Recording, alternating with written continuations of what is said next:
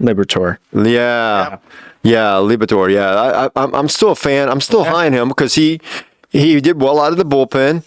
He did good on his first pause in his development though that I don't like. Well, I think the problem is, and he said this last offseason, this is what I said about him. Last offseason, he put almost 40 pounds of muscle on him, and it upped his fastball 4 miles an hour. Yeah, but can he throw it where he wants? Like, that's the big... Well, I don't think it was as much. 98, but if it's right down the middle every time, you're going to get whacked. Yeah. Well, when I was watching and when he was discussing and when they were like critiquing him, it was mostly that he would go in and he could pitch 3 innings really well, but then he just didn't have the strength to keep that fastball and everything going. And by the second, into the second time through the lineup, the lower second end, going into the innings 4 and 5, he was getting rocked because which is why he did well as a reliever, long-term reliever, being able to pitch 2 or 3 innings. But the hope is that he can go in his offseason and gain another 10, 20 pounds of muscle, plus be able to work on that throwing motion to get it. Think if 5-6 innings. If that's what you're dealing with at your age, like after playing this, like you're not gonna be like, oh, I that was easy. Why didn't I do that before? Here's 3+ innings I didn't have before. I don't think that's a thing. Like, you don't think?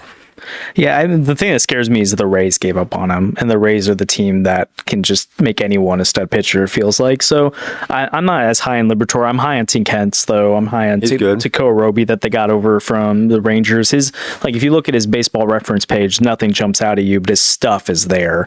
And he's a guy that they've talked about. If he didn't have a shoulder injury going on, there's no way the Rangers would have traded him. He's just one of those arms you want to have in your system. So, but the problem is, again, that's 2025 you're looking at for those guys. So you got to fill out that 2024 again, which is partially why I'm like, I don't think they need to commit long-term to 3 different guys. Like, you could do a 1-year patchwork of class now. And then the thing with a guy like him or a Bieber, it's like end of the year, if it didn't work out, you hit them with the qualifying offer, they go sign elsewhere, you get a draft pick in return, you recoup a lot of that trade value that you sent out anyways.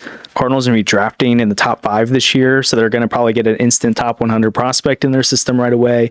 Even if they sign a Sonny Gray and give up their 2nd-round pick, like Randy Flores just kills the draft. So I'm not concerned about them replenishing the trade pool a little bit, the assets. If you talk about like what they would do, I think Sonny Gray is like, I think Katie Wu put like a 70% chance that they sign him, which out of a guy that can sign with any team and you think 70% chance he's going to this one team, that's probably a pretty good indicator. He's a St. Louis Cardinal.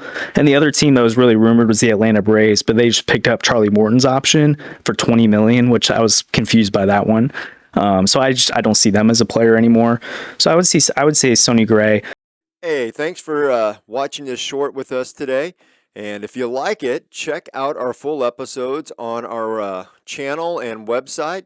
We'll put those in the links below. And as always, Scott, like and subscribe, or subscribe and then like, whatever order you want, really.